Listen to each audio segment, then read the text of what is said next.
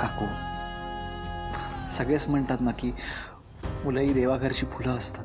मग मग आई देवाचं रूप का नाही असू शकत?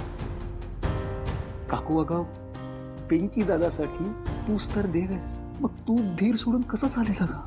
वेंकी दादा जेलमध्ये का गेलाय याचा जाब आपण विचारणारच आहोत. अन्यायाविरुद्ध आपण लढणारच आहोत. आणि जसं आई म्हणून तुझं मुलावरचं प्रेम अतूट आहे ना, तितकीच भक्कम आपली केस सुद्धा आहे. आणि काकू तू बघच, वेंकी दादा जेव्हा जेलमधून सुटून इथे येईल ना, तेव्हा तो देवाच्याही आधी तुझ्या पाया पडेल. पण काकू, यासाठी तुला खंबीर होणं खूप गरजेचं आहे. काकू अगं, तू कणायस या घरचा. तू आत्ता कठीण काळात देवाकडे आशेने बघतेस.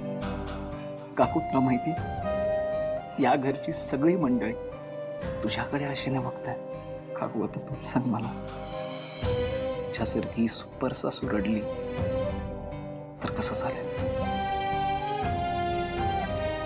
बरोबर आहे तुझं. असं खचून नाही चालणार. तू नको काळजी करू. बँकेसाठी, तुझ्यासाठी, आपल्या या घरासाठी ही लक्ष्मी अगदी खंबीरपणे उभी राहणार आहे. आणि हे बघ, आपण आकाश पाताळ हे करू. जे तू म्हणशील ते आपण करू आणि आपल्या बँकीला आपण सोडवून घरी आणू. काकू, जे करायचं आहे ना ते मी आणि भावना करतो. तू फक्त आता एक महत्वाचं काम कर.